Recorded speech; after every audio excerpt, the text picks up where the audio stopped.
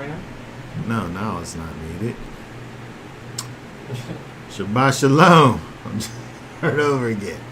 Shabbat Shalom. We are back. We are continuing on with our look at the triennial Torah portion.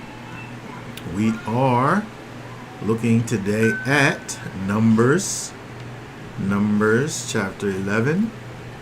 And we are dealing with the graves of lust. The graves of lust. We are going to jump right in. We'll go ahead and read through the chapter. And then we'll go back and deal with some of the important points that we wanted to deal with on today. So I'm going to go ahead and pull up the verses, and we'll just go ahead and read through the whole thing, and then we'll, as I said, double back and talk about it. So let me go ahead and pull that up for us. And see it here. Numbers.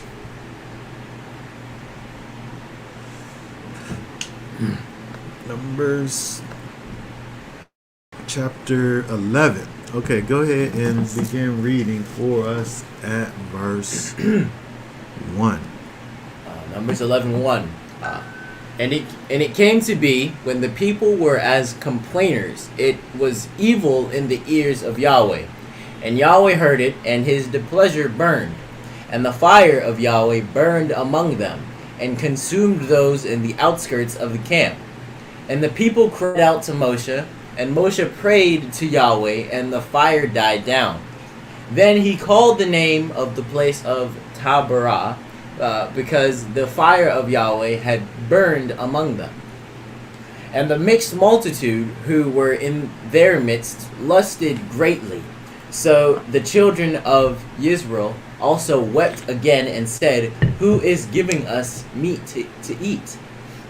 We remember the fish which we ate without cost in Mitzrayim, the cucumbers and the melons and the leeks and the onions and the garlic. But now our being is dried up. There is naught to look at but this manna." Now the manna was like coriander seed, and its appearance like the appearance of bdellium.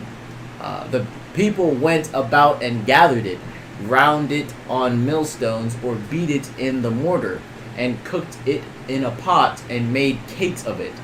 And its taste was as the taste of cakes baked with oil. And when the dew fell on the camp at night, the manna fell on it. And Moshe heard the people weeping throughout their clans, each man at the door of his tent, and the displeasure of Yahweh burned exceedingly. And in the eyes of Moshe it was evil. So Moshe said to Yahweh, "Why have you done evil to your servant, and why have I not found favor in your eyes to put the burden of all these people on me? Was it I who conceived all these people? Was it I who brought them forth, that you should say to me, 'Carry them in your bosom, as the foster father carries a nursing child, to the land with you, to the land which you swore to their fathers? Where am I to get meat to give to all these people? For they weep before me, saying, Give us meat to eat. I am unable to bear all these people alone, because the burden is too heavy for me. And if you are doing this to me, kill me. Please kill me, if I have found favor in your eyes, and let me not see my evil."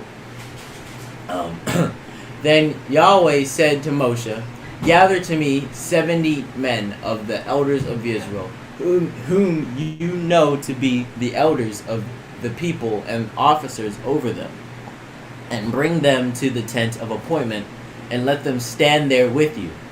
And I shall come down and speak with you there, and shall take of the Spirit that is on you, and put on them. And they shall bear the burden of the people with you, so that you do not bear it yourself alone. And say to the people, set yourselves apart for tomorrow, and you shall eat meat, because you have wept in the hearing of Yahweh, saying, who is giving us meat to eat? For it was well with us in Mitzrayim, and Yahweh shall give you meat, and you shall eat. You are going to eat not 1 day, nor 2 days, nor 5 days, nor 10 days, nor 20 days, but for a new moon of days, until it comes out of your nostrils and becomes an abomination to you, because you have rejected Yahweh who is among you, and have wept before him, saying, why did we come out of Mitzrayim? And Moshe said, the people in whose midst I am are 600,000 men on foot, and you have said, I give them meat to eat for a new moon of days. Could flock and herds be slain for them, to be sufficient for them? Or could all the fish of the sea be gathered together for them, to be sufficient for them? And Yahweh said to Moshe, is the arm of Yahweh too short? Nor see whether my word meets you or not. And Moshe went out and spoke to the people the words of Yahweh. And he gathered the 70 men of the elders of the people, and placed them around the tent. And Yahweh came down in the cloud and spoke to him, and took of the Spirit that was upon him, and placed the same upon the 70 elders. And it came to be, when the Spirit rested upon them, that they prophesied, but did not continue. However, 2 men had remained in the camp. The name of one was Eldad, and the name of the other was Medad. And the Spirit rested upon them. Now they were among those listed, but did not go out to the tent, and they prophesied in the camp. And a young man ran and informed Moshe and said, Eldad and Medad are prophesying in the camp. And Yehoshua, son of Nun, Moshe's assistant from his youth, answered and said, Moshe, my master, forbid them. Then Moshe said to him, are you jealous for my sake? Oh, that all the people of Yahweh were prophets, that Yahweh would put his Spirit upon them. And Moshe returned to the camp, both he and his elder, he and the elders of Israel. And a wind went forth from Yahweh, and it brought quail from the sea, and let them fall beside the camp, about a day's journey on this side, and about a day's journey on the other side, and all around the camp, and about 2 cubits above the surface of the ground. And the people were up all that day, and all that night, and all the next day, and gathered the quail. He who had least gathered 10 homers, and they spread them out for themselves all around the camp. The meat was still between their teeth before it was chewed, and the wrath of Yahweh burned against the people, and Yahweh struck the people with an exceeding great plague. Then he called the name of that of Kibroth Hatawa, because they were buried. The people, there they buried the people who had lusted. From Kibroth Hatawa, the people set out for Hatzeroth, and they were at Hatzeroth. Okay, very good. All right, so we are talking about over here Kibroth Hataava, which is the graves of lust. The graves of lusts. Okay, so let us go ahead and begin to talk about some of these things over here. I don't need it right now. All right, so let's see here. Let me pull up for us some things we're going to go ahead and look at. Let me get this ready over here. Hopefully we can get this going without any things here. Let's see here.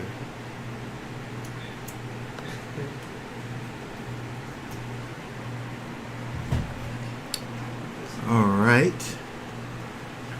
There's many things that we see over here in this chapter. I want to look at some of the main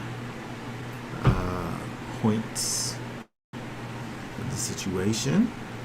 I'm going to go ahead and pull up some slides here to go through. Let's see here.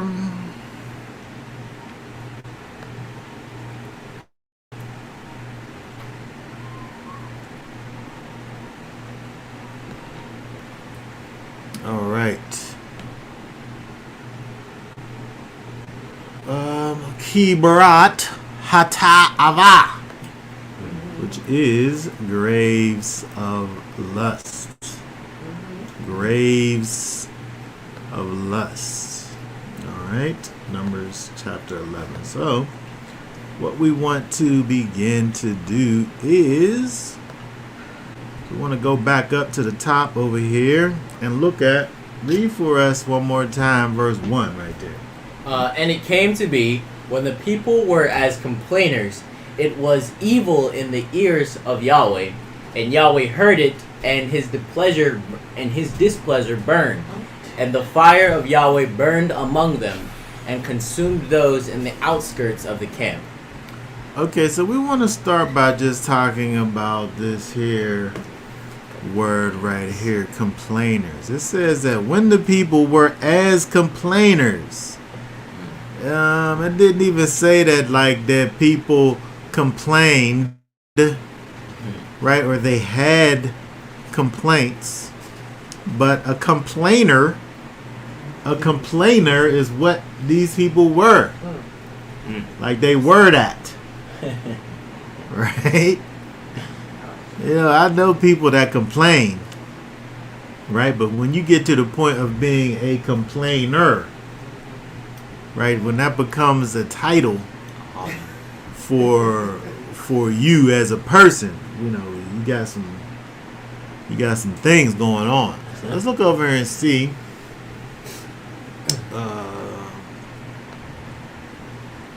Complain, which in the Hebrew is anan, which means to mourn, that is to complain. What these people have been mourning, I wonder. So much so that they were actually called mourners. Right? These people were called mourners. They were called complainers. A verb means to complain, to find fault. Right? It describes the response of the people of Israel who found fault with the food supply they had in the wilderness. Right? They had a problem with what the Most High was feeding them. Right? They were complaining. To complain, you know, we think about it from the word complain, to utter expression of grief or lament. Right? If you're mourning or grieving or lamenting a thing, right? You're down. Right? You're sorrowful. You're grieving, sad. But we're talking about the people and their attitude towards what it is that the Most High has given them, though. Right? It's easy for us to think about grieving or lamenting about some loved one that we've lost. But right over here, we're speaking about the thing that the Most High has provided for his people, and the people are sad and sorrowful and, grieving over the gifts of the Most High.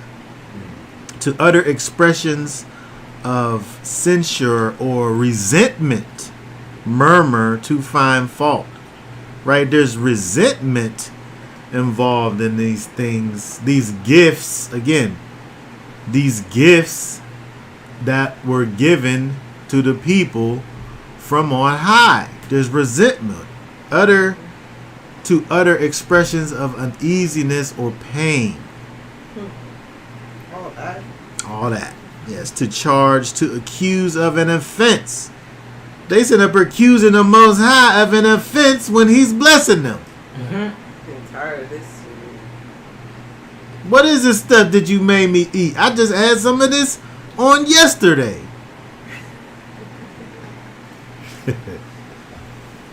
To present an accusation against a person to a proper officer.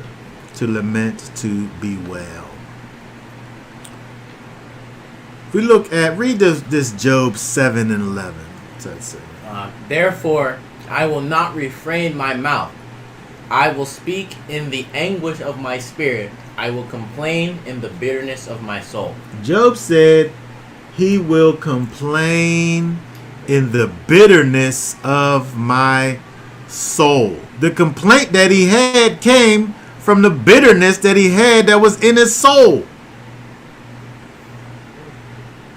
Right? This complaint was a response to the bitterness that he had in his soul.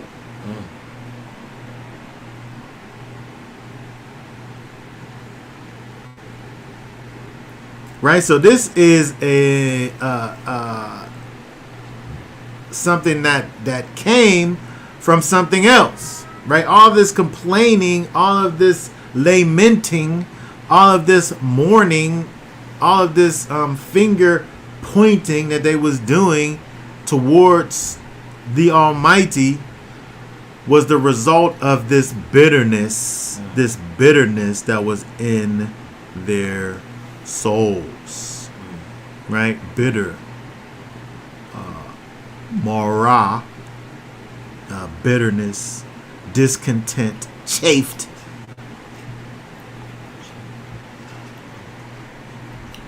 Right? So this bitterness and discontentment is at the root. It's at the root of the complaining. Okay? What's that say right there? Let no corrupt communication proceed out of your mouth, but that which is good to use of edifying, that it may minister grace unto the hearers. Okay, so what they should have been doing, they was doing the exact opposite of that, right? Let no corrupt communication proceed out of their mouth. All they had coming out of their mouth was, in fact, corrupt communication. There was no edification going on with what they was doing. What's that say? And grieve not the Holy Spirit of Elohim, whereby ye are sealed unto the day of redemption. Okay, so there's a connection over here. It said, and grieve not the Holy Spirit of Elohim. Okay, so when you are indeed grieving the Holy Spirit of Elohim, when you're not allowing for the Ruach HaKodesh to move in you and through you, it allows for things to build up on the inside of you, and then for those bitter, filthy, disgusting things to spill out from over top of your teeth and through your lips. in the guise of complaining.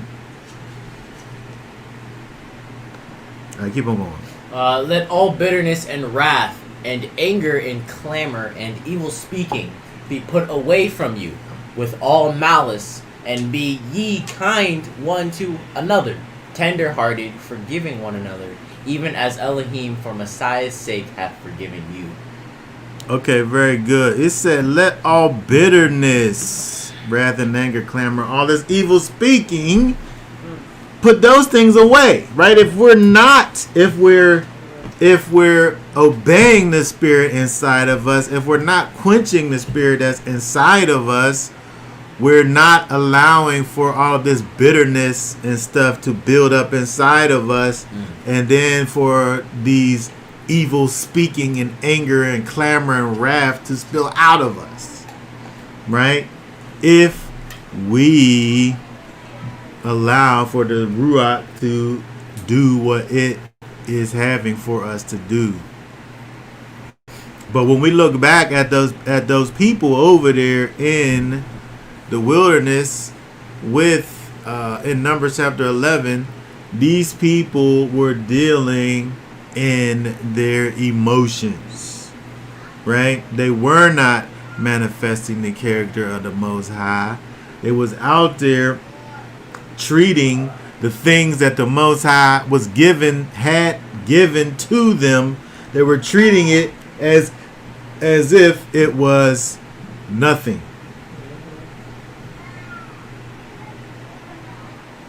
And we see what happened, right? What's that say right there? Looking diligently, lest any man fail on the grace of Elohim, lest any root of bitterness springing up trouble you, and thereby many be defiled. Lest there be any fornicator or profane person as Esau, who for one morsel of meat sold his birthright.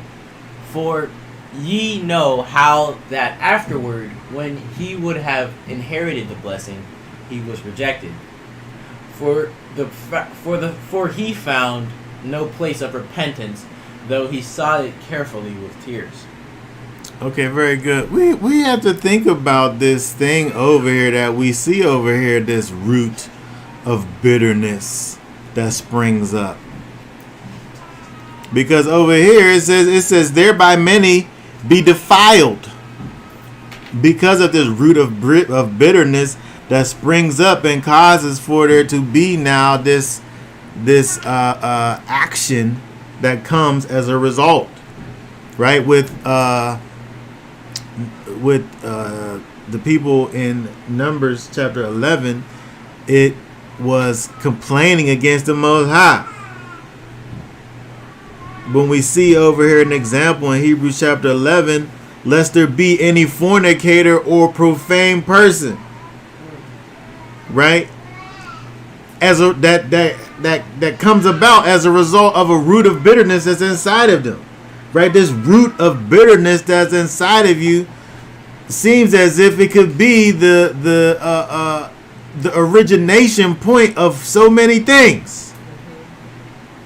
All starting with this messed up feeling that you got, and that you sit up there and you allow for it to grow until the point that it just grows and just spills out from inside of you.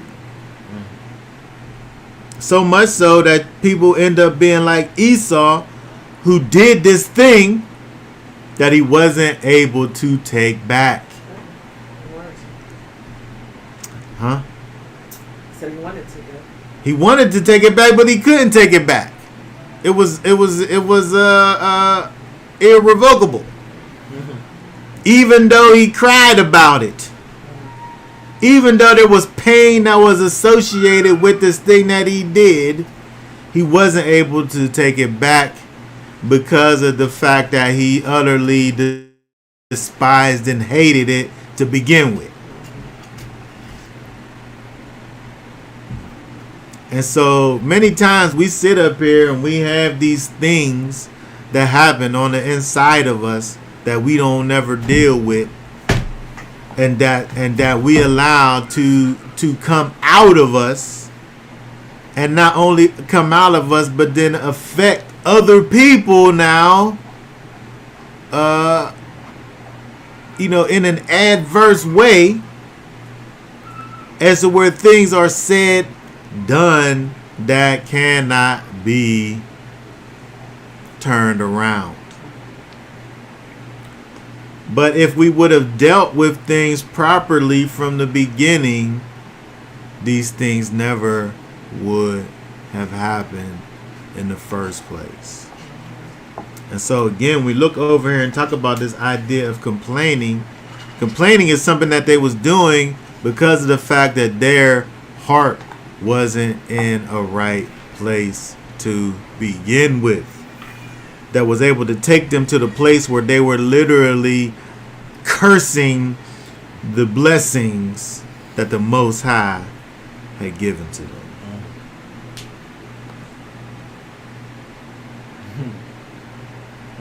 Our word anon is an aleph, which is an ox's head, which it has the idea of strength and power, right? And then we have this strong thing, right? We have this strong thing that continues. The sprouted seed continues, and it continues, right? So when we think about someone that is complaining, they have this strong thing, right, that's against you, this strong fault that's against you, this strong and powerful thing with horns that's against you, and it continues, and it continues, and it continues. Right? But remember what we're talking about. We're talking about this complaint. When you have this fault with this person, right? It just when you never deal with this thing, it just continues and continues. This strong thing with these horns, this ox's head, this strong, powerful, mighty thing that continues. Right, but there was some instant judgment that happened against these people as a result, because they chose the wrong one to sit up here and try to exert their strength against. It was the Most High.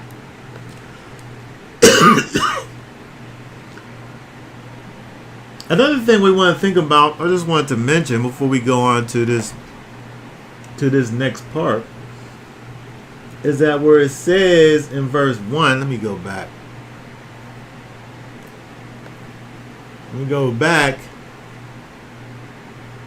The Most High heard these complainers. It was evil in his ears. He heard it. He was displeased of it. And his displeasure, it says, burned. Right? Now, we could think about this, I think, a few ways, because it's talking about over here, first of all, his displeasure is the thing that's burning. Right? So if we was to just think about the Most High and his, the way that he's feeling, it says his displeasure burned, right? He's becoming angry. Right, as a result of this evil that his ears are hearing. And then it says, and the fire of Yahweh burned among them. So we could look at this and think about this. Was there fire? Was there actual fire that was involved in this?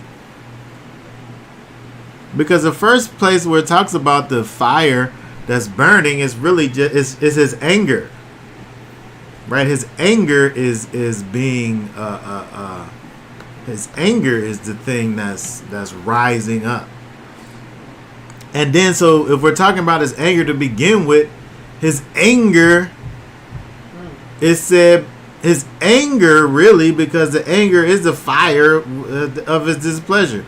The fire of Yahweh burned among them. The way he felt towards these people, it said, burn among them and consumed them in the outskirts of the camp.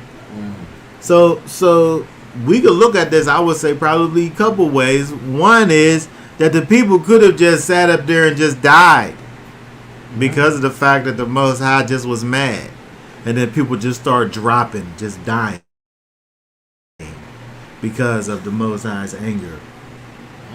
Or his displeasure burning could have literally brought about literal flames to come and burn and consume these people in the outskirts of the camp.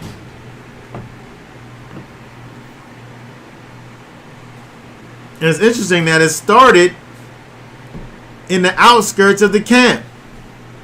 All of this stuff started with the people that was furthest away from the Most High, spatially.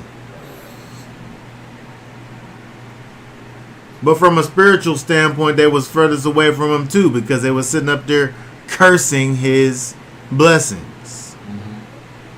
So they was physically furthest away from him, and they was also spiritually furthest away from him as well.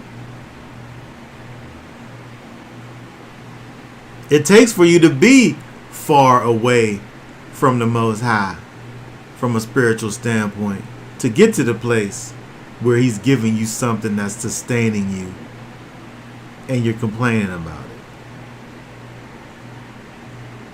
But we see that just right over there.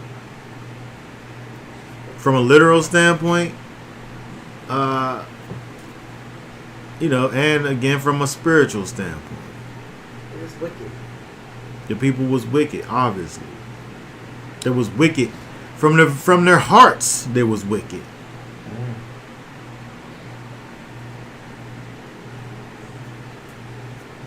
Do we do this? Do we do this? Does the Most High give us things that sustain us? And we sit up here and again, not only get to the place of making complaints about the thing that he's giving you, but it says when the people were as complainers, like they literally took that attribute on and were manifesting the attribute of complaining.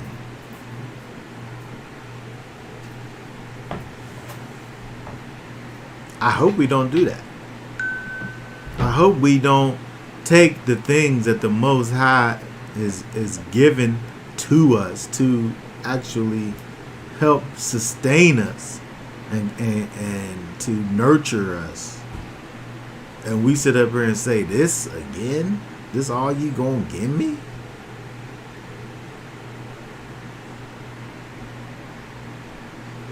Because it says that was evil in his ears. It was evil in his ears when he heard it. All right, let's keep on going.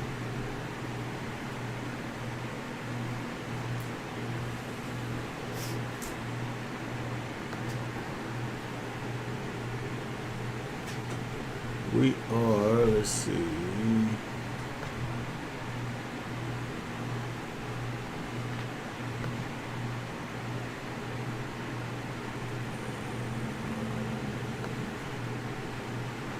Okay, verse 4, what's that say?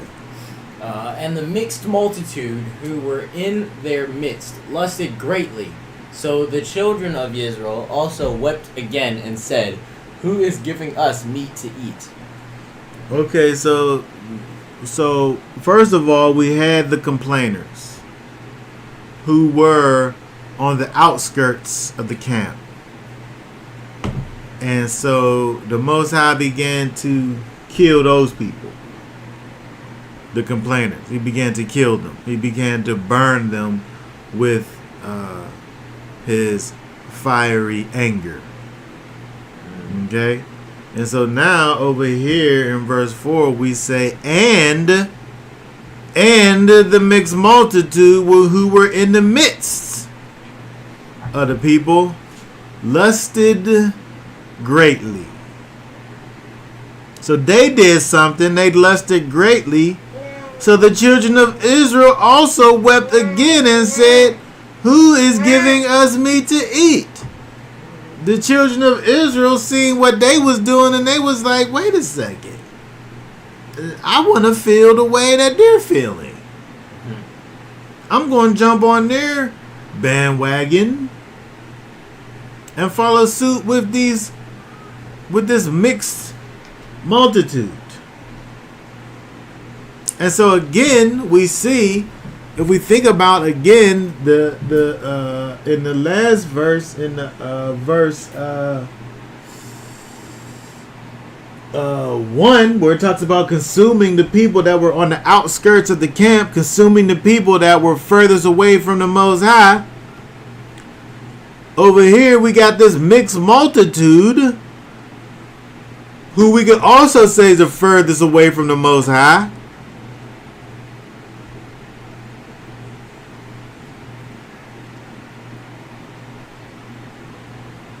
And they are influencing the children of Israel with this great lust. This great lust that that these people are having for this meat to eat. Let's look at this a little further. They had this great lust, this intense craving, this avah, to wish for, to covet greatly, to desire, to be desirous, long, lust after, avah. Let me,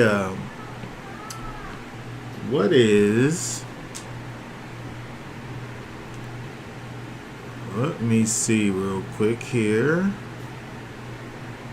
One thing. One moment. If I was, hold on 1 second.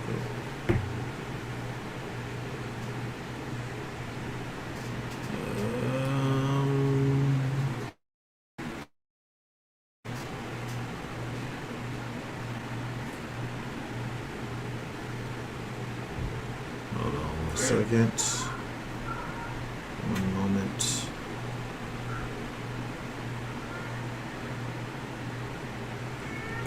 Okay, very good. All right, so avah, this word avah, to covet, to desire, to strongly desire. These people are strongly desiring something, but the difference is, is that they're receiving all that they need. They're receiving all that they need from the Most High, but yet and still they still have this strong desire for something more. They're not satisfied. They're not satisfied with what it is that the Most High is providing for them. What He's miraculously providing for them. Bread from heaven. Bread from heaven. He's miraculously providing all that they need. And they are greatly desiring more.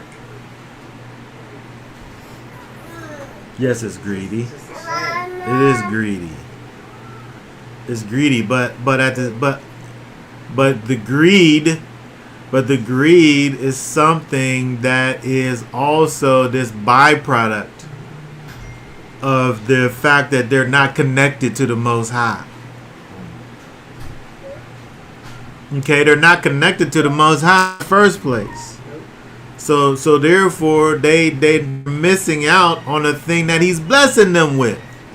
He's given the people this great blessing, this thing that they should be happy about, and they want more of this other thing. They want more. It's not enough. It's insufficient funds what the Most High has given them. And they want more. So yes, it is. It's greed. But what? Why are the people greedy? Because there's something that's missing on the inside of these people. They're the furthest away from the Most High. They're the furthest away. The mixed multitude. The people on the outside. Right? The people that are on the outskirts of the camp. The people that are most influenced by the ones that's the mixed multitude and that are closest to the ones that's the on the outskirts of the camp.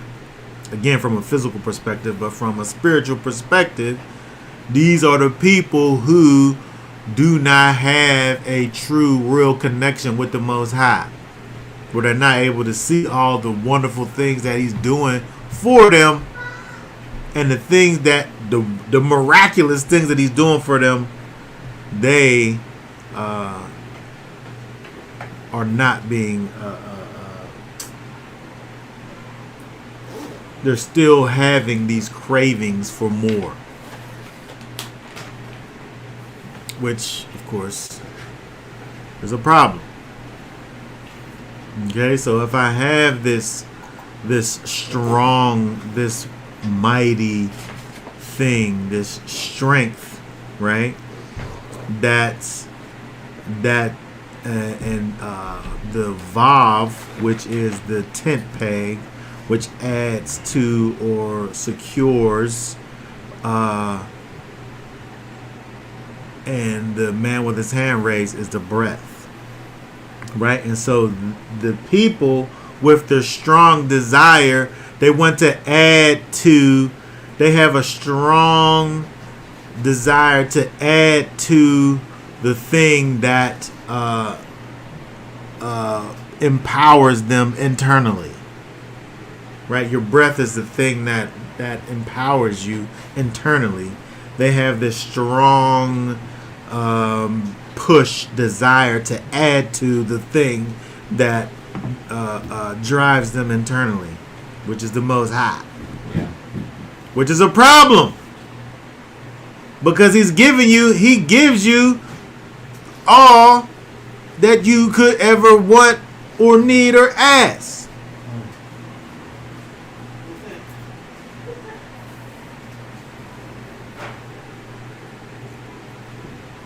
But if you're not connected to the Most High, then you can't very well appreciate the things that He's doing for you. What are the people saying over here? What are they saying over here? They furthest, they removed themselves from Yah, the more they became unsatisfied. Yes, because of their complaining. Right? Entitled. Yeah, these people feel like, especially when you're talking about this mixed multitude, right? They feel like they just are owed.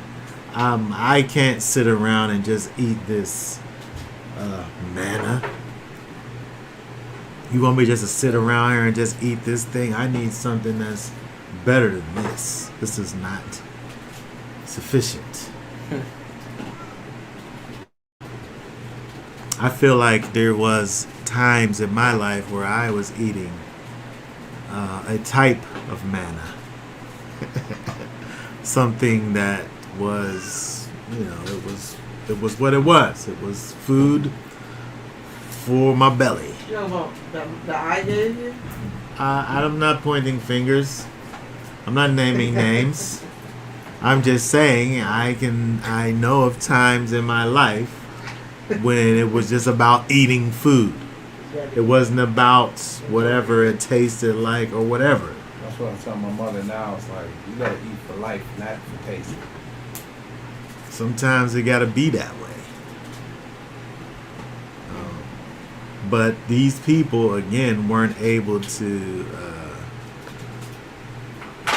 they wasn't able to ride that particular train.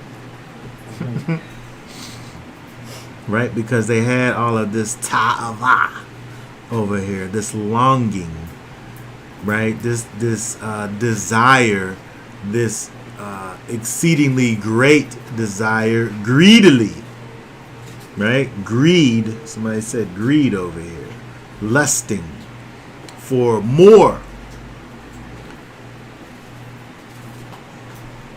This is the epitome. This is the epitome of carnality. When you're never satisfied. You're never satisfied. You always want more. Nothing's enough. You get what you're supposed to get, and it's not good enough. You need more. It's the epitome of carnality. And this is what these people were experiencing over here. Right? Let's see here. Desire, delight, craving, greed. It indicates something that is attractive and delightful to the eyes, desirable. But at the same time, if we have this thing that's attractive and delightful to the eyes and desirable, but we're talking about something it's not the thing that the Most High is giving you. So can the opposite be true about the thing that He is giving you? Right? If you're looking and longing and craving for this thing that's attractive and delightful to your eyes and desirable, but the thing that He's giving you is not that, what are we saying then? Yeah. Right? The thing that the Most High has given you must be this despicable thing, this worthless thing. Right? Because if you're looking for this thing that don't exist, by the way, they want it, it's not there tangible for them, but it's delightful in their eyes and their imagination. But the thing that they actually have is not working out for them because of this desire, this craving, this greed. Right? We do this in all kinds of arenas. Right? We get into people get into relationships, and then their spouses become undesirable, and people go out and be craving for something else. Now, in today's, society, it's just terrible.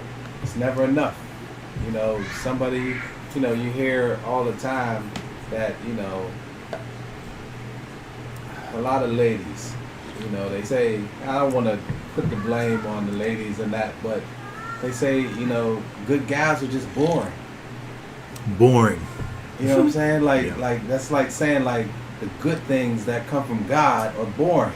I need something, to excite me, something spicy, Yeah. something hot, sound like hell. Yeah. The bad guys was always the ones that got the girls. The bad guys. But that's again, we're talking about a condition though, and we're talking about the result of a thing that's going on the inside of you first. So when you have this disconnect from the Most High, the result of the disconnect is all of these dysfunctional thoughts and desires in your mind. And so the same thing could be true for us when we as men, want to go out and chase after these loose women. Instagram. When you have all of these people that have all of these, showing you all of their treasures, instead of, looking after those that are concealed. Right. Yeah, modesty. Instead of going after a modest woman, Yeah. who is covered and You want the one that's exposed. And then man, when she acting like she normally acts. But the thing that is that joins all of these things together is the separation from the Most High. These are the first ones to get it. The ones that was in the outskirts. The ones that was the mixed multitude. And the ones that was listening to the mixed multitude. That fell into all of these things of complaining and greatly lusting after these things when the Most High was giving them everything that they needed. Right. Go ahead. I mean, complaining is contagious. Complaining is contagious. Look, I'm They just fired. got finished doing it. That's exactly what happened. The people was complaining, and then the other people was like, "Wait a second, you're right. You're right. We do need more. We do need more than what he's giving us. You're right." Complaining is indeed contagious, and we've seen it right there.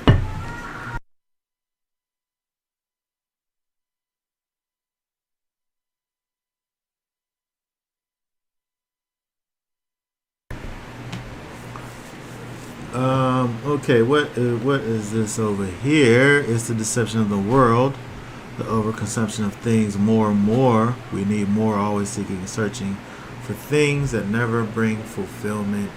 Yes.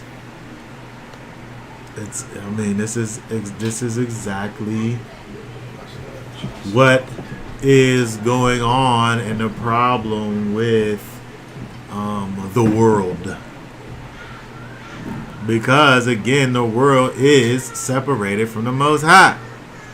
When we have what the Most High has given us, this is not our attitude. This is not how we live. This is not how we behave. Constantly wanting and desiring more, never satisfied. You got to have this thing so bad. And then once you get it, you got to get something else.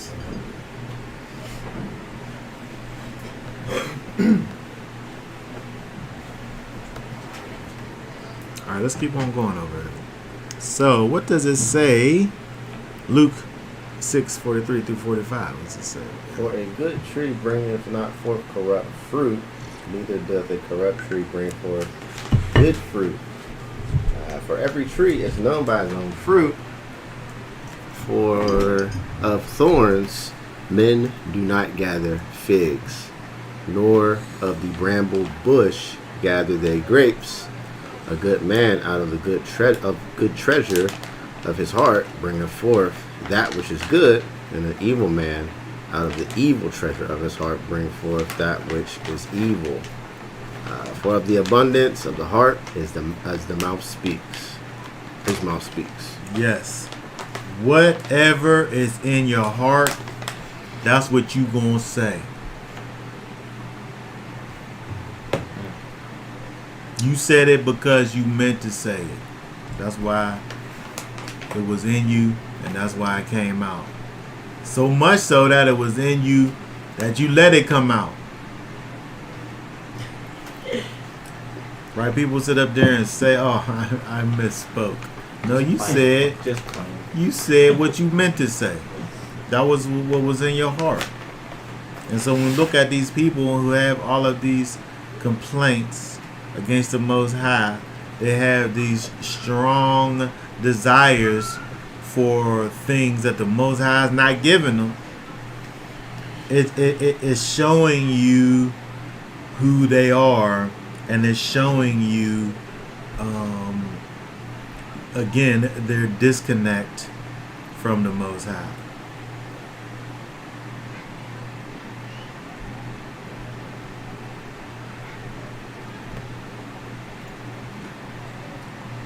Okay, let's look at this some more. Let's read again verse 5. It says, we remember the fish which we ate without cause in Mitzrayim, the cucumbers and the melons and the leeks, and the onions and the garlic. Okay, these people said that they ate freely. They ate freely back in Egypt, they said, devoid of cost. It didn't cost nothing. they said, back in Egypt. They wanted those days back. They wanted those days back that they had when they ate freely without cost, where it didn't cost them anything. They didn't have to add nothing to the situation. I don't gotta sit up here. This is what they saying. I don't gotta go out here and gather this manna and then try to sit up here and do something with it after I get it.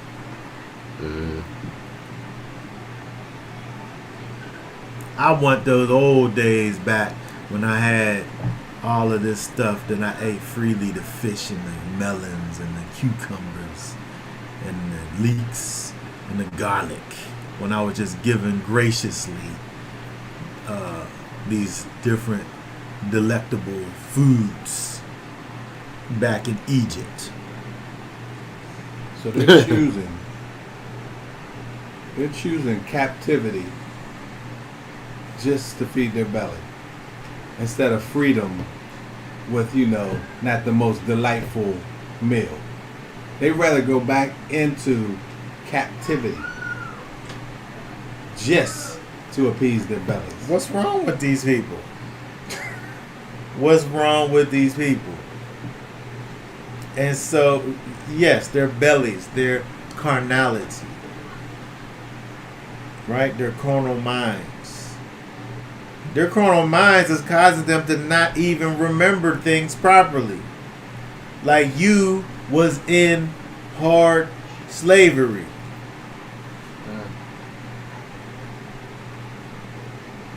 You would think they was at a resort. You would think that. Where you had, what's it called when you go to the resorts, all inclusive. You just go to the table and sit down and people just bring you food. Just even all inclusive is ridiculousness because you paid for that all inclusive. You already paid for it up front. Your ticket, the price that you paid was all inclusive. So even that is like, it feels like you just sit down and everything's free. I got a free meal, but it's not free. You paid for it already. Right. But you got these people over here. They're sitting up here. They got freed from everything that bound them up. And now the Most High is sitting up here giving them these miraculous blessings from on high. And they're saying, I liked it better when I was a slave.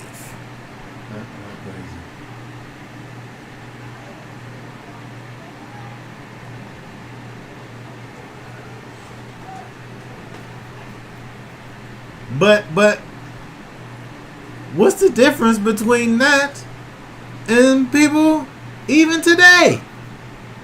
Is there a difference really? It don't seem like it. People don't really think about eternal life. They only think about these right now instant gratifications. Well, you might say that I'm going to live in this lake of fire and forever be separated from life and anything that's good, but right now I can have a good time. Like to formulate that into a sentence is lunacy. People are actually partying to their death. They're literally having a good time as they die. And I'm talking about physical death. Literally, people are smoking and drinking themselves into the grave. Yeah. And they're okay with that. Yeah. And it's one thing to think about it from a standpoint of not knowing. But it's a whole other thing when we think about the idea of openly rejecting the goodness of the Most High and choosing your right now picture of reality over eternity. And that's what these people did because they witnessed the Most High firsthand. They witnessed him. And then instead of choosing what they was able to experience, they would rather have their instant gratification. They would rather appease their carnal minds.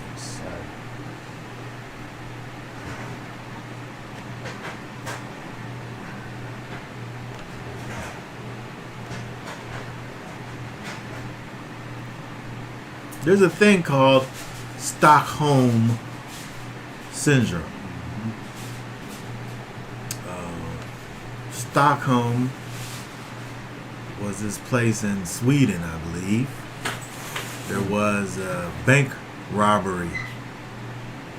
And the people were held hostage for like a week or something.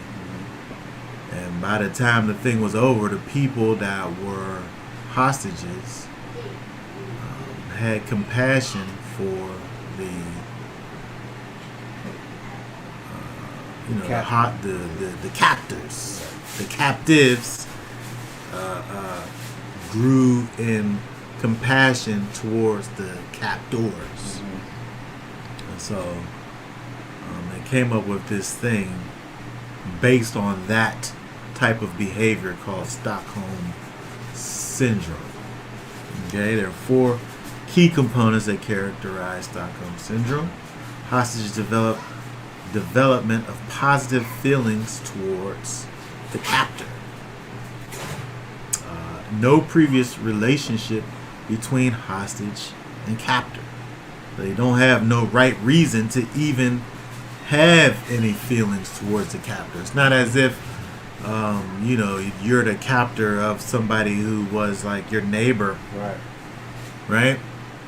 A refusal by hostages to cooperate with police forces or other government authorities. Right? You now formed an allegiance with your captor. And you refuse to go against your captor. A hostage's belief in the humanity of the captor, ceasing to perceive them as a threat when the victim holds the same values as the aggressor. That sounds exactly like our people. You bet not say nothing against this place that we live in. It's interesting that Stockholm Syndrome came up in the 70s. And as a thing. Because it been happening in history, but now they want to condition it when it happened to a mass group of white people somewhere. Now they come up with a syndrome of it. They just call this something. And by the way, it's not a thing that is recognized in the medical community. There's some disagreement as to its validity in terms of being a syndrome. But yes, you're right. It's a thing that they started calling whenever this thing happened in Sweden. 73. There's no right. We ain't in Sweden. But I think another term we use probably during slavery is Uncle Tom. Yes, that might be another term for it too. Yeah, it's the same. It's the same thing. Yeah, as a where you have this allegiance to these people that you really have no business having an allegiance to. These people. Mm-hmm. Yes. They've never really done anything for you. Mm-hmm. When you think about a hostage situation, these people are ready to kill you. It's advantageous for the captor to make you feel as if he's not going to kill you, because he wants your cooperation. Right. Because most time you have a small amount of captors and a large amount of those that are captive. Mm-hmm. If those people get together, they might lose a few, but they could take over the other people. Yeah. That's the scenario of the world. You have the elite. Mm-hmm. You have the elite who are pulling all the buttons, pulling all the levers, pushing all the buttons, Yeah. controlling the whole world. Yeah. A small group of people. Yep. And everybody on earth is like a pawn. Yeah. And Yeah. instead of them coming together, overthrowing the elite, Yeah. they're at each other's throats. Yeah. It's unbelievable Yeah. when you really look at it. Yeah. But It don't make any sense. it's money, and that's why this group. That's why Yeshua is the only one that will be able to stop them, because this last ruling structure is so deceptive. Right. Like So the entrenched. devil, like because now he's so smart. He knows psychology. He knows biology. So he's using all of the tricks of the devil to mess the people up. So yeah. Yeah. Exactly. Yes. Yes. Yes. Like the butler guy in Django. Yes. Yeah. Samuel Samuel Jackson. Jackson. Yeah. Yeah. And so when we think about this, and we think about looking at these people over here, where again the Most High is blessing Israel, he's given Israel everything that the people need, and it's just not enough for those people, right? The ones, the complainers, right? The ones that are separated from the Most High.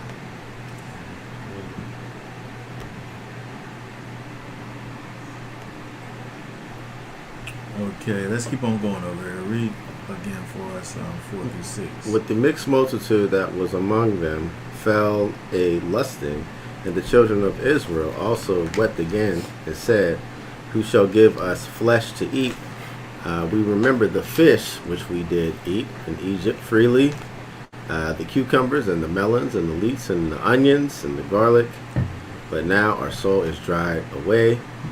There is nothing at all besides this manna before our eyes. I mean, it really sounds crazy though when you think about what they're actually saying. There's nothing at all besides this miraculous thing from heaven.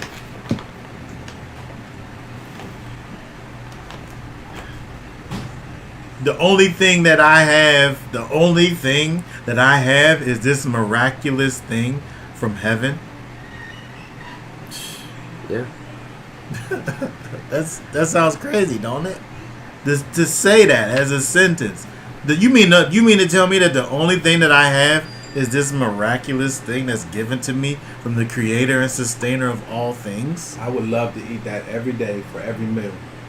No preservatives. Have everything, probably every That thing every is nutrient totally- I needed in it. Yeah. It's Look. organic. It's non-GMO. Exactly. But see, we're looking at it in hindsight. See, now we would be able to appreciate it. Everybody wasn't on that bandwagon. Some people was. Where would you be at? Would you be one of the ones? Would you be one of the ones like, man, I ain't trying to eat this every day.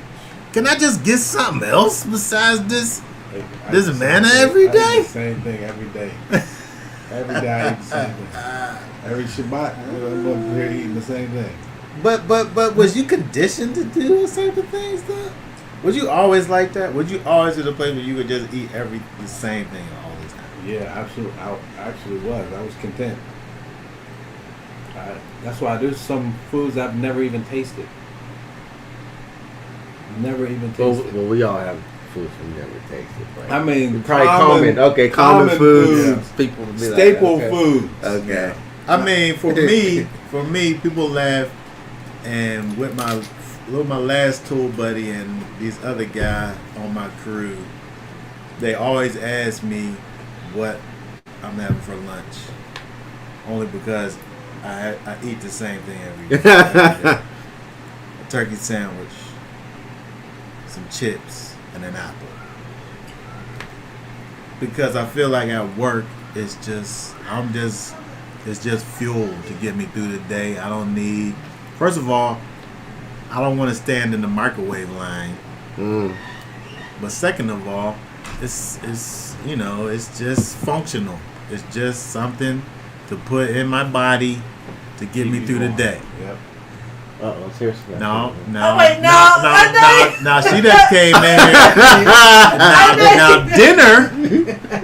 Now dinner's a whole other thing. My conditioning is only for work. It's different when I get home. So anything that you might have thought about on the way in here. Because you said that your tool buddy, he used to play with you because he would be like, "What are you having for lunch today?" Yeah. Because he already knew. Because he already knew. He already knew what I had because I just ate the same thing every day. Because for that time of day, I have it in my mind that it is not necessary to have diversity of foods. Right. But I would say that I don't want that for all day, though. Right. All day, I mean, I eat the same thing for breakfast. I eat the same thing for lunch. But dinner, I would like to have some, you know what I'm saying? And so, but I'm saying all that just to say it takes something in for you to do in your mind to condition yourself to just want to just be happy with only just eating the same thing every day. We like variety and spice in our life as human beings. Yeah. And these people were, these were regular human beings. And so it's not beyond the realm of possibilities to think about these people who they had this. I mean, the people I could imagine that they did some wonderful things with that manna. They probably made all types of different things with the manna. And I saw this thing, just kind of as a little side note. I saw this thing where they were talking about the people who came over as slaves in America. And we think about the fact that, my grandfather used to say in regards to the pig that you eat everything except for the sound that it makes. Mm-hmm. Right? From the rooter to the tutor. Mm-hmm. Right? But it wasn't as if the people the slaves that came over here, it wasn't as if that they ate that specific diet that they ate, that we know of as a soul food diet. But the fact that they were a people that was able to eat and deal with what they had and make it into food. Mm-hmm. Not so much that they were skilled in pig's feet and chitlins or whatever, the specifics, but as a general practice, they was able to take what they had and turn it into something that was usable. And I thought that was interesting. But saying that just to say that with this manna thing, I could imagine how many different varieties that there was. Mm-hmm. To make prepared and all that. Different ways that you could put this stuff together. They would griddle it, fry it, all that. boil it, all bake that. it. Mm-hmm. But it's interesting too that he's bringing us out of captivity and giving us something that's good to eat or whatever, sustain us. Then we go into captivity and we get the opposite. We had to get the scraps and the things we weren't supposed. He's like, hey, you don't want to accept this. Mm-hmm. I'm gonna send you back with the scraps. Yeah. Yeah. And I'm thinking too, like, because the man that he took us out, that's like a form of a cleanse. Because I'm sure it's from the Most High, so it got all the nutrients we need. Yeah. So it's like he was getting our bodies clean. It's like you don't gotta go out and get nothing else from nowhere. Eat this. I know what's best for you. I'm providing it. I'm cleaning you up. Yeah. That was like Yeah. a cleanse. If you really wanna, how we know food now, how knowledge has increased. Like that probably had all the nutrients we needed, Everything. and then we Guaranteed. didn't have to go outside of that and sustain us. Yeah. The Most High gave us everything that we needed, and the people said, this ain't enough. But the only way, again, the only way that you could come to that conclusion is by not having a right connection to the Most High in the first place. I mean, you saying that he don't know what he talking about, basically. You don't know what you're talking about. You don't know what's best for me. I need some of these leeks and these melons and these onions. All right, let's look at some of this stuff over here.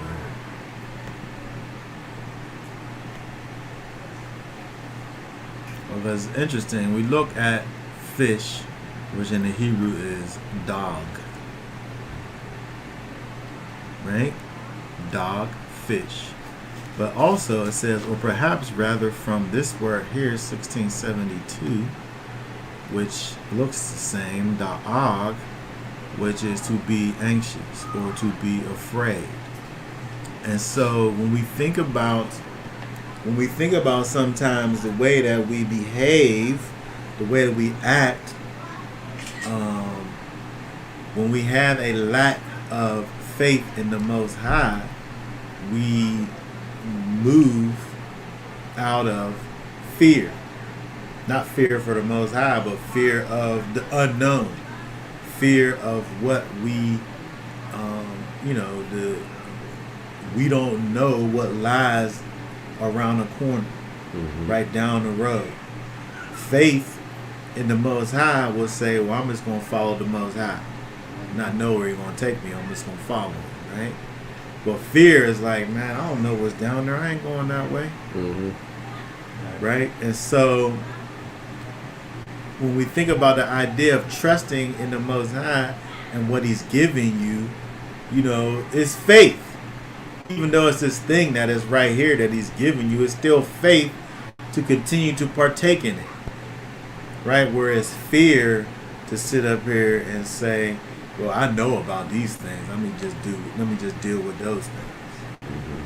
Right? And so when we see that these people had this strong desire and they named this fish, it's interesting that you could just see this little connection right here that connects to being afraid, which we know is something that is not of faith.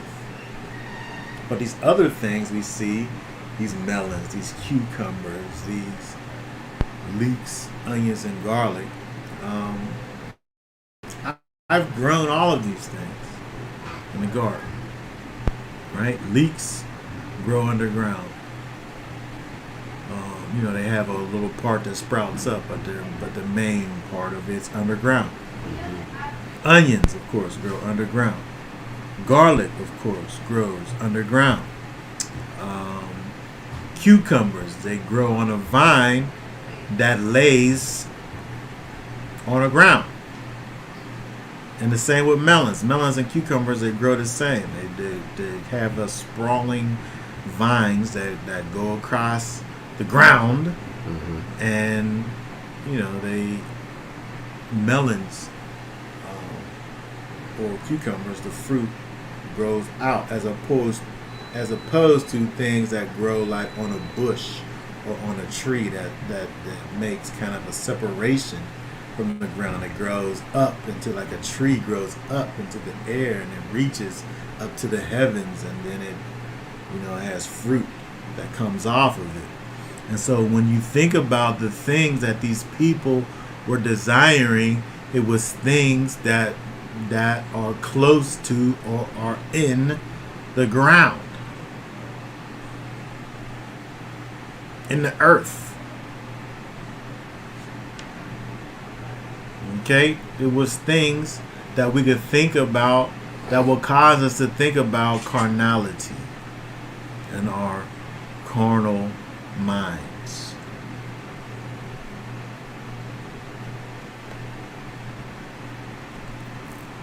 Numbers 11:6. But now our soul is dried up. There is nothing at all besides this manna before our eyes. They're absolutely thinking about this whole thing in a wrong way, where their soul is withering away from the thing that the Most High has given them.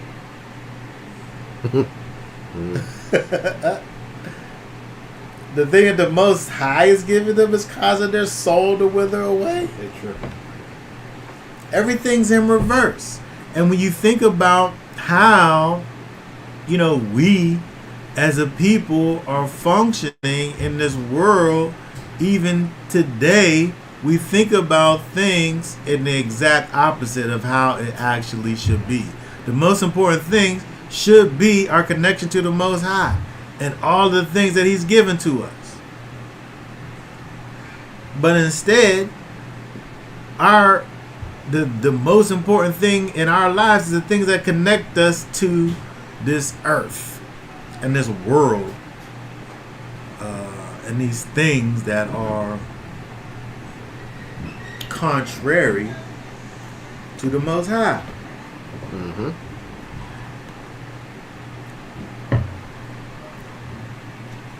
Is variety better? Is variety something that's better than something that's constant? Does it make it better because you have these different choices?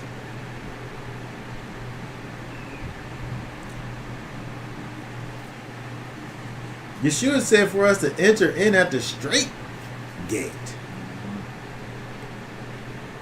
If there's a whole bunch of choices, that seems like it's going to be more. That causes things to be more dangerous, as far as I'm concerned. Sure. I'd rather just go with the sure thing. Let me just go this way, over here. Let me just go this way, over here. Yeshua said He's the door. Any other way, you a thief and a robber. So there may be all types of variety, but taking part in that variety causes death if there's only one door.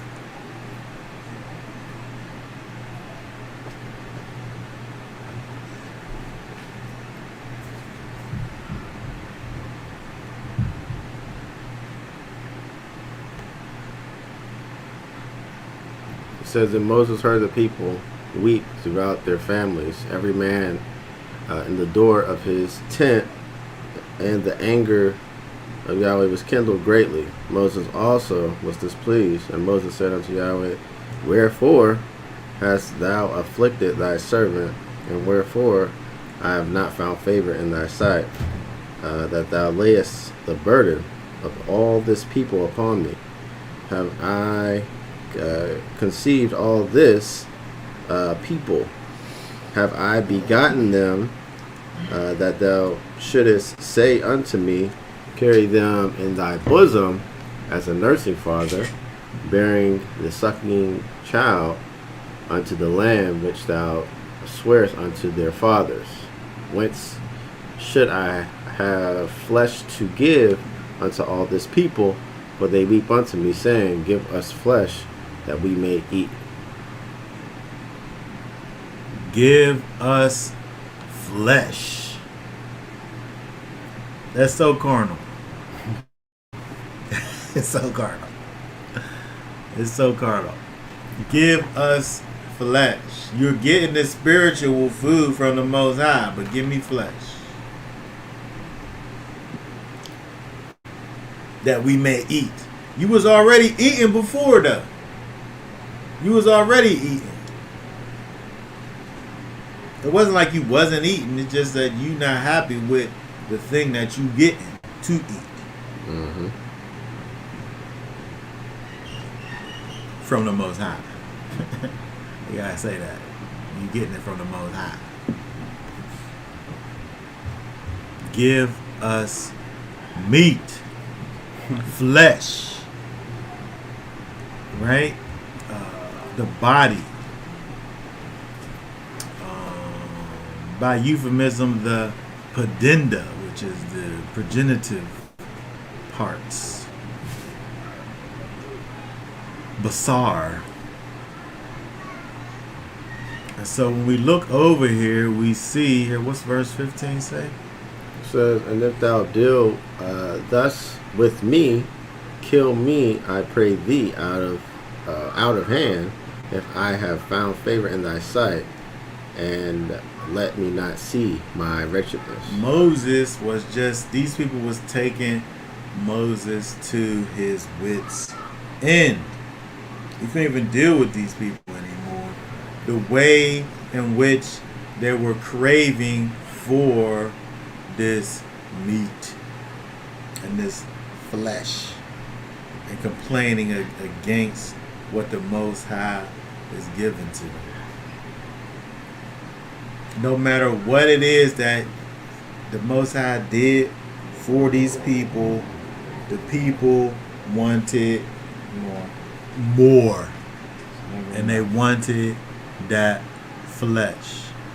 And so, yes, these people wanted for their flesh.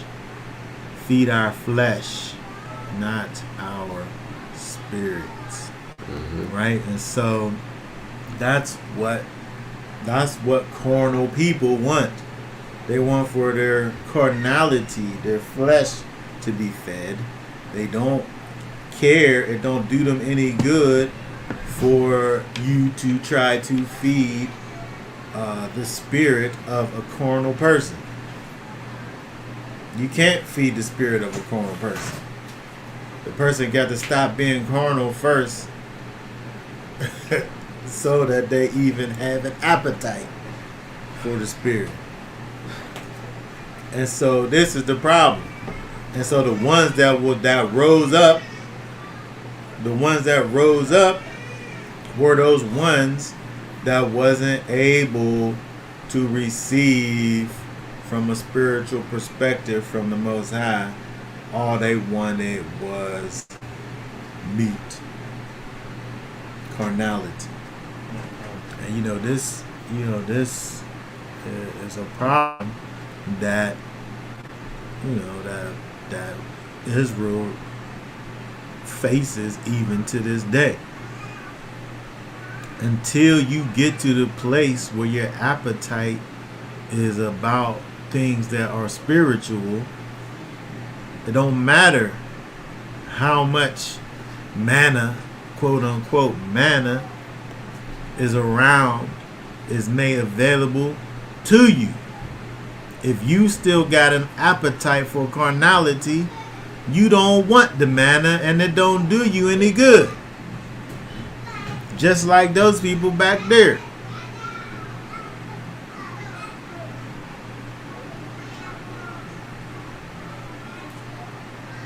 But we have to understand the people whose appetite never changed are the people that died. The people whose spiritual appetite never developed are the ones who literally died.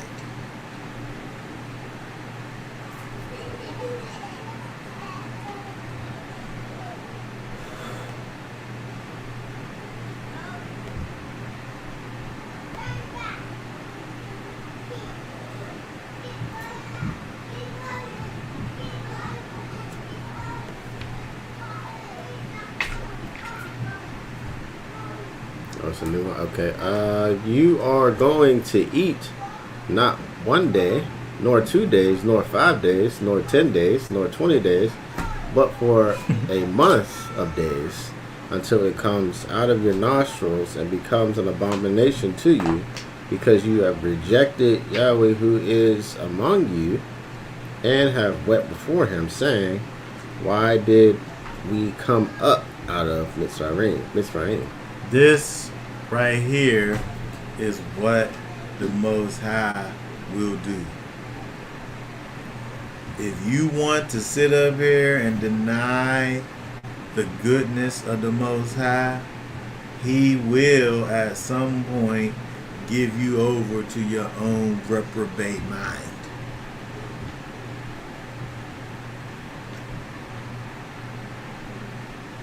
He said, I got all of this spiritual bread for you, this food from heaven that I'm making available to you.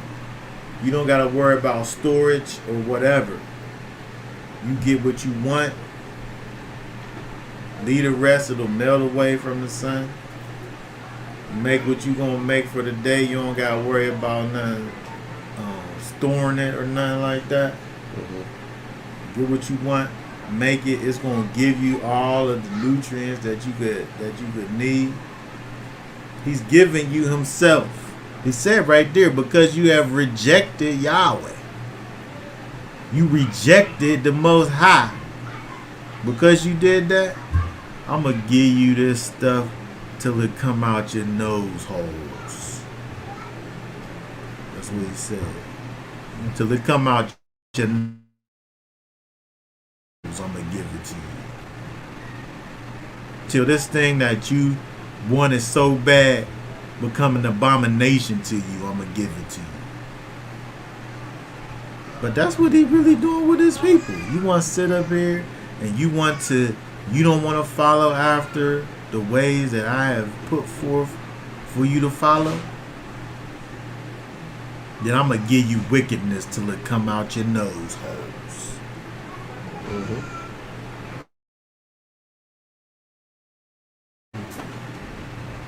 You're going to deal and dwell in this wickedness the way that the Most High wanted for us to dwell. He wanted to dwell with his people, and his people didn't want to dwell with him. They rather dwell in wickedness. So he said, here, dwell in this wickedness then. That's what you wanted. Not for a day, not for 2 days, but for a long time. Till you die. That's what happened. That's what happens. And so we really got to get to the place where we're able to, first of all, understand that the Most High, first of all, has in mind for us nothing but the best. But if we not able to understand that he only wants to bless us, then he gonna bless you, and then you gonna think that he's cursing you. Meanwhile, he's blessing you. But you don't know him, and so you don't understand what he's doing for you. And you're gonna call that blessing a curse, and you're gonna ask, you're gonna beg for a curse to come on you. Like these people did.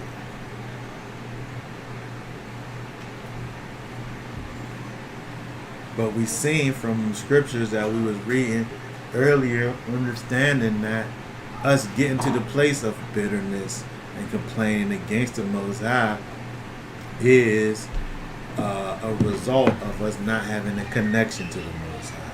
We have to seek to be connected to the Most High so we can understand what he's doing for us and not reject it like it's something that's going to kill us.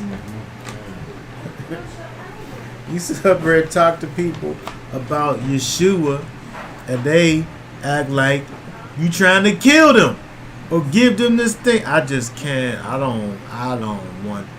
That's just. But I'm trying to give you life, though. Nah, man, I can't. Let me go out here and get some of this weed. Let me go out here and get some of these some of these women. Let me go out here and do these things over here that feeds my carnal mind. I don't want that thing that's gonna give me life everlasting. No, I got to just live my own life.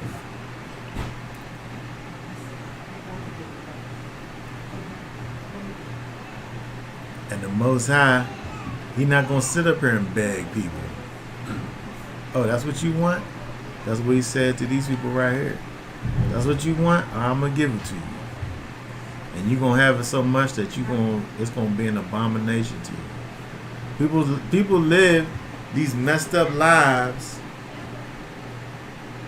and then wonder why their life is so messed up. Because it's messed up because at some point you turned away from the Most High and He said, fine, I won't give you what you had. Mm-hmm.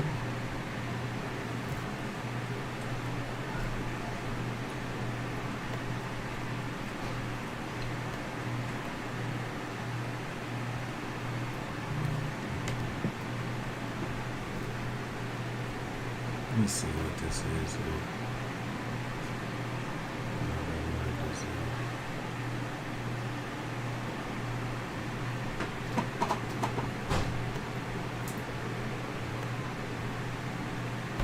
Oh, rejected. You rejected, despised. He said you despise Yahweh, right? Abhor, cast away, despise, disdain, loathe, reject, refuse. Oh, they use the word reprobate. Right? All of these things this is the way that you treated the Most High.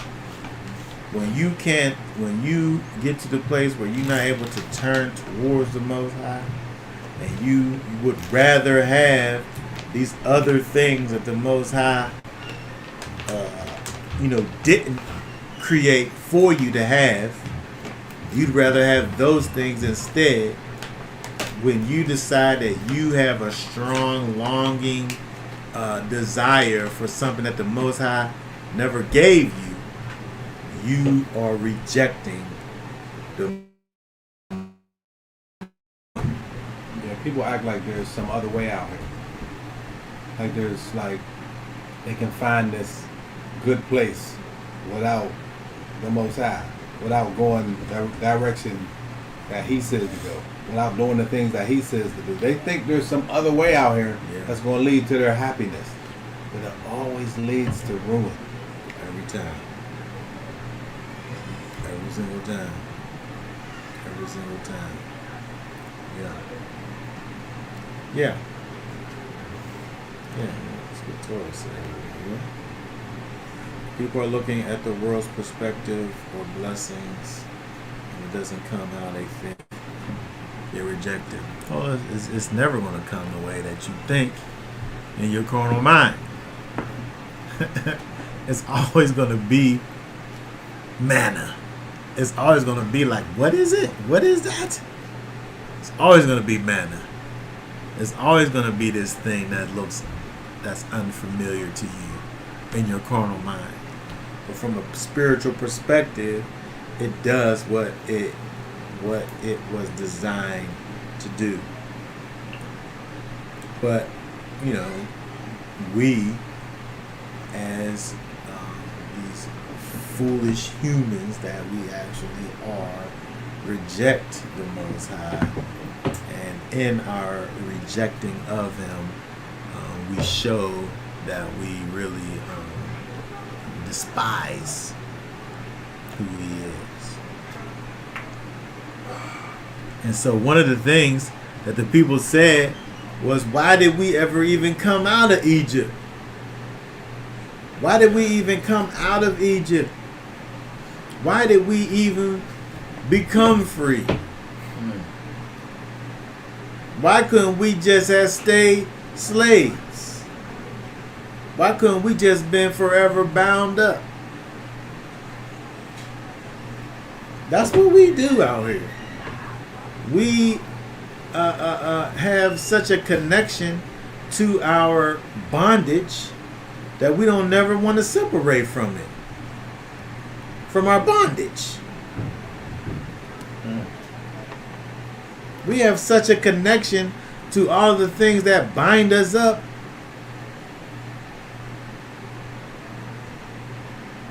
That when faced with freedom, we don't want it. We don't want the things that free us. We want the things that keep us bound up.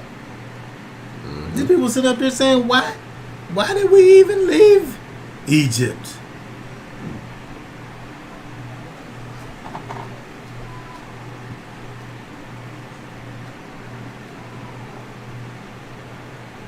So let's just look at what Egypt represents and what it was that we actually did leave behind. When we think about the Mitzrayim, that word is matzor, which is something that's hemmed in. Something that's hemmed in. When you think about a hem of a garment, the garments start off being loose, and then you hem it, so you contain it. You confine it, right? And so that's what this word matzor is those that are confined or hemmed in or fenced in, right? So the people over there was talking about you sitting up here letting us hang loose and be free when we would rather be hemmed in. We used to have a term, where if somebody got you all if they grab you up and have you where you can't move, you got hemmed up. Yeah. Hem pack. These things of confinement, the people, they want that. Which is lunacy. It's craziness, right? Mm-hmm. The word matzor, its root is to cramp or to confine. To bind up. Right? So to be fortified. Right? It's one thing if you want to be fortified, as if you want to be able to protect from outside harm or whatever. But when you're talking about being something that's freed and being fortified or contained or hemmed up, that's a bound up. These are all negative things, right? And so when we think about this word sewer, you have this tzadi, which is this man on his side, right? The tzadi is the man on its side, right? Or it's the path and the destination, or it's the hunt. And it's the hunt because if you're hunting, you're down in a prone position, ready to strike, right? So it's a man that's laid down on his side, right? And the vav is the tent peg, which is the nail, which adds to or secures. And then we also have the resh, which is the man's head. So this sword is the man that's on his side with a nail in his head. So he's fastened to the ground. He's affixed to the earth.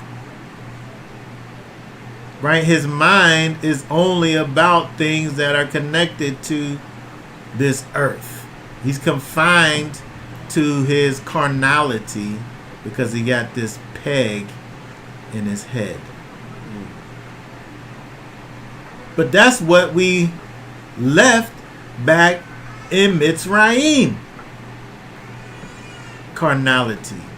Being affixed, attached, in our minds, in our heads, to the earth. And the Most High freed his people to cause us to be able to have our minds fixed on him. But those people over there, they wanted to go back to the old days when they was attached to the ground, and they wanted all the things that was carnal, and they wanted all the things that was fleshly minded. And he gave them what they wanted. And so we got to get to the place where we understand the Most High freed us from this mental disease that we have with wanting to appease our carnal mind. He freed us from that by his son, Yeshua.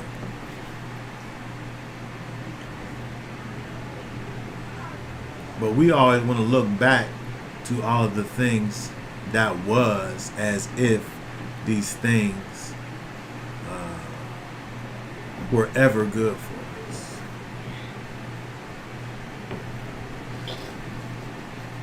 So let's look over at 1 Corinthians real quick and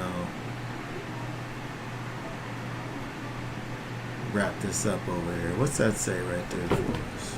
It says, "For I do not wish you to be ignorant, brothers, that all our fathers were under the cloud, and all passed through the sea, and all were immersed into Moshe in the cloud and in the sea, and all ate the same spiritual food, and all drank the same spiritual drink. For they drank of that spiritual rock that followed, and the rock was Messiah.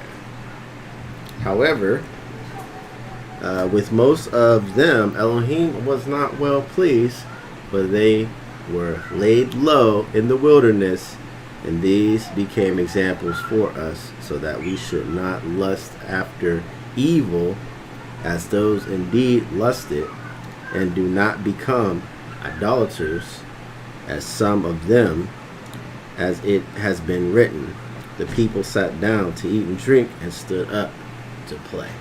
We have to be able to look back at these people and see the things that they did, the way in which that they lived, understanding that they were provided for by Messiah, and rejected that. They became examples for us so that we should not lust after evil. We able to look back at them and see what they did and say for ourselves, I'm not doing that. Yep. I'm not going in that direction because they did it first. They did it already. I don't got to do it too. I can learn from their example. Exactly. Right. What did it say? That's what it say. The book is written for our correction too. We read this book, you shouldn't have to do this stuff. Mm-mm. But then people don't want to listen. Mm-mm. They don't want to get into I gotta this. see for myself. Yeah. That's a fool. That ain't gonna happen to me. Right. I don't know what you're talking about, but I'm different. That ain't me. That ain't me. Yes, it is. The spirit of the people is in the book. Like the people don't change. Mm-mm. Mm-mm. That's why this book is relevant to every time frame. Yeah. Because people don't change. People the don't Most High don't change. And people stay the same. And so we should be able to look over here and see, like a fool will sit up here and say, I need to just live my own life and see for myself. When I could already go over here and look and see all the steps. Oh, you at step 3 right now. When you get to 4, you might not make it back. Exactly. I don't believe it like that. You can see it. Well, you know the book, you can see it. You get a decision. It was deep. I was trying to, because I'm always trying to explain this to people, because I honestly believe the average person can't get this, so I'm always trying to be like, how could I simplify so they can? And so one thing I thought about, it was like, the Most High and His commandments are the good idea. Satan is the bad idea. Yeah. So it's like in the book, the Bible is like a download of good ideas, but it also gives you like a contrast of bad ideas and what happens when you do the bad ideas. So if you just download the good ideas and just build upon all those good ideas, you live a good life. It's literally how I'm trying to simplify it. Is like, because if you take a person's life where they're at, whether it's good or bad, you trace back all the ideas they had to make their actions get to that point in life. That's a flow. If you make all these bad choices, all these satanic bad ideas, you end up here. You do the right thing, you should end up here. Makes sense to me. I mean, but the problem is that people, you could make it as simple as you could make it, but those people had even more of an advantage than we had, is that they heard the Most High talk on top of the mountain. They seen the fiery things on top of the mountain, the lightning and the thunders and all of that. Yeah. And so if the ones who was able to be spiritually minded and have their spiritual appetites come alive, those are the ones that made it. And we know that there was only 2 of them that did that. The rest was in their carnal minds the whole time, or wasn't old enough to count. And so, when we think about the chance that we get through Yeshua HaMashiach, through the Ruach HaKodesh, when we're able to look and believe in the thing that He did for us, where He's able to actually give us the tools to change our appetites, we got to know that that is the only thing that's going to cause us to be able to understand and keep us from death. Yeshua HaMashiach is the only way. It's the only way. We need to literally drink from Messiah and receive the goodness that He has for us, so that we could forsake these carnal minds and these carnal appetites. Because if you really think about these things from a logical perspective, these things don't even make sense. If you think about it from a spiritual perspective, it don't make sense. But you're able to understand it because of the fact that you go after the appetite that you feed in your life. If you feed your carnal appetites, those are the decisions that you make, and we're able to look at those things and see and know what you're feeding. Mm-hmm. But when you choose to follow after Messiah and you allow for an authentic relationship to be established with your master, He's able to change those appetites and to cause you to be able to long for and lust after that which is righteous and good. But if we don't never do that, we gonna end up just like those people that we read about in Numbers chapter 11. What's some of these scriptures people saying over here? We'll just say, but now, after that, you have known Elohim, and rather are known of Elohim. How turn you again to the weak and beggarly elements, whereunto you desire again to be in bondage? Them people did indeed desire again to be in bondage to their flesh and carnality. For it is written that Abraham had two sons, one by a bondmaid, the other by a free woman. So then, brethren, be not children of the bondwoman, but of free. That's what we saying. To the Ruach HaKodesh. We need to be connected to Yeshua HaMashiach. Them people over there heard these same words, but they was never imprinted upon their hearts, and their actions showed us, what happens as a result of that. We got over here. The thoughts of the righteous are right, but the counsel of the wicked are deceit. Yes, that's very good. What else you said? The righteousness of the perfect shall direct his ways, but the wicked shall fall by his own wickedness. We know these things to be true, but if you're entrenched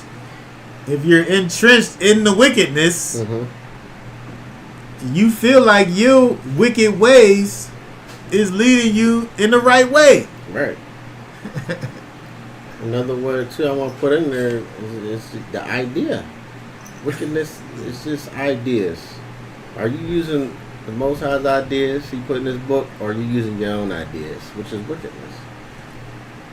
You don't know. We got to get on these good ideas.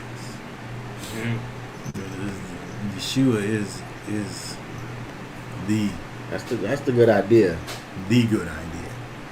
What's the rest of those verses there? 1 Corinthians. Is this another verse? That's a continuation from what you. Okay. Neither shall we commit whoring, as some of them did, and in one day 23,000 fell. Neither let us try Messiah, as some of them also tried, and were destroyed by serpents.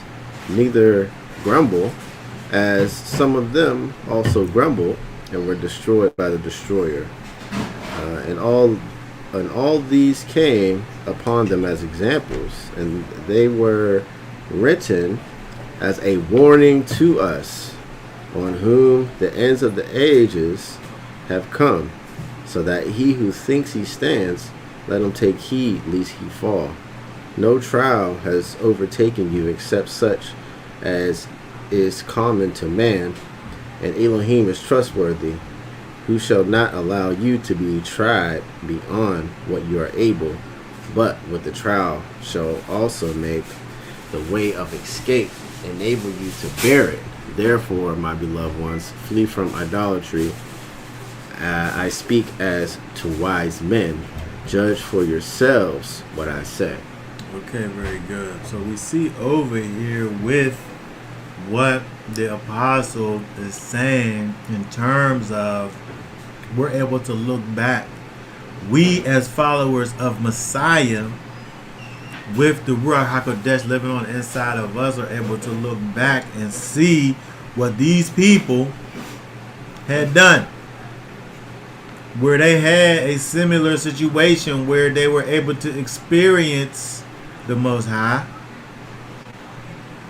and still got to the place where they was able to turn away from the Most High. And we see what happens. They die every time. Whether it was the situation that happened with the serpents, which is later down the road, or we see what happens with the complaining, which is something that we just got finished looking at in Numbers chapter 11. When we as people who have a genuine experience with the Most High, we don't have any excuse to fall into wickedness. They didn't have an excuse. We don't have an excuse.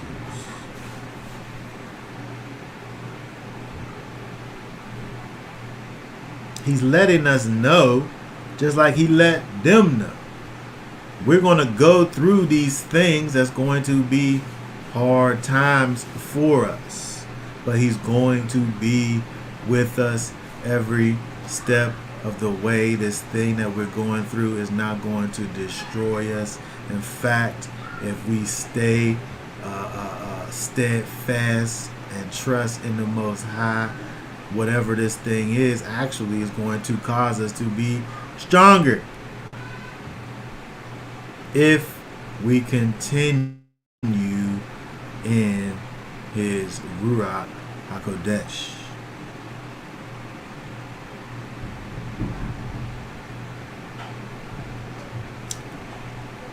And so when we think about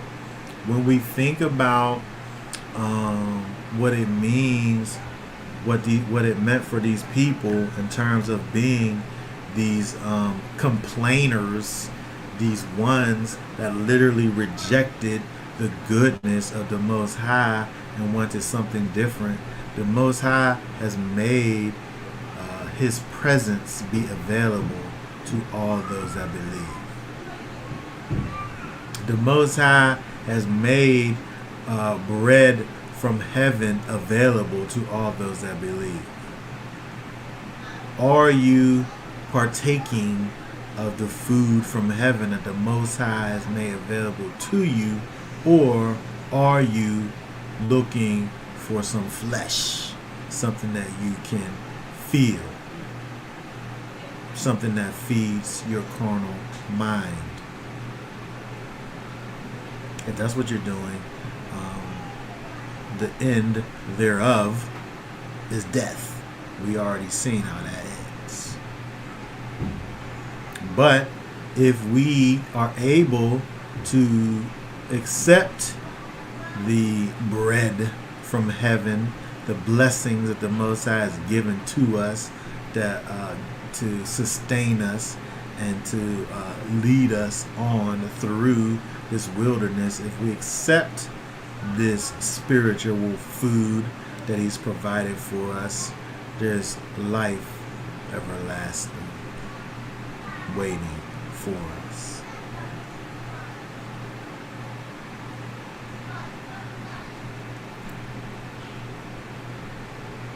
We got scripts in the text over here. For as the heavens are higher than the earth, so are my ways higher than your ways, and my thoughts than your thoughts. You know, that's something that we gotta really understand, is that you might think that you able to figure the thing out in your own little mind. Yep. And yes, I called it little. But the Most High's ways are higher than your ways. I'm gonna call it feeble. Feeble. In your feeble mind. Yeah.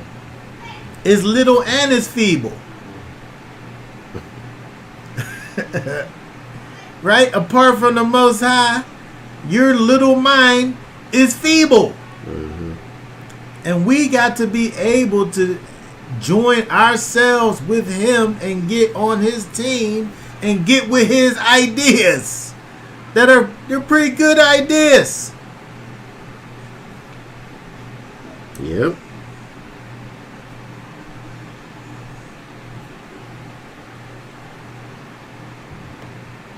His ideas are better than ours. They're better. Yep. He knows what we need. So why don't we just get what he has for us that he already knows that's better? He knows what we need. We just could get some of that. Yep. You don't got to sit up here. You don't got to figure nothing out. What's the meaning of life? What? You know what I'm saying? Well, I got to go out here and find myself. Right. No, you don't. You got to find Messiah. That's it. That's it. Simple as that. Yep. No, they don't. Right? They don't. People don't understand that they love their captors. They don't understand that the actions, the ways and actions that they perform are things that lead to death. But they're things that somebody taught you. Someone taught you how to be excellent at killing yourself. Gave you all them bad ideas. Someone gave you a whole bunch of bad ideas and tricked you into thinking that they're good ones. And so while you're killing yourself, pledging your allegiance to the one that's teaching you how to kill yourself, there's one that's able to bring you into life everlasting, and you're saying, no, I'm good. I don't need none of that. I'd rather have some of this death over here. That's what you're saying. It's crazy. It sounds crazy, It's crazy. but that's because it is crazy. It is. It sounds crazy because it literally is crazy. And so, you know, we got to get with the Master. We got to get with Messiah. We got to turn ourselves away from ourselves and turn ourselves to the Most High, who's given us the way that we should go. He's calling us unto himself. If we would just accept the call that he's making to us and follow in his ways and do the things that he would have for us to be doing, you know, we could live. That's what we all want to do in this life, is actually live. Not knowing that, you know, this thing that we actually call life is actually death apart from the Most High. And so, you know, we really need to seek the freedom that he provides, and don't look back, because we see a picture over here in Numbers chapter 11, a picture of people who experienced freedom and then went back into bondage.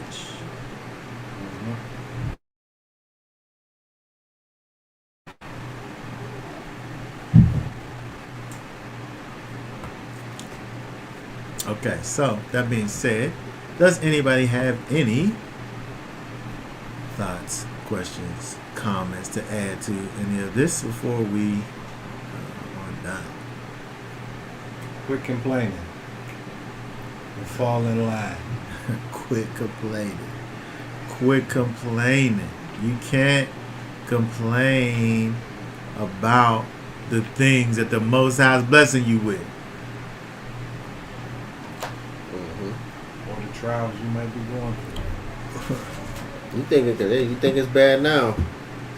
Things is about to get worse.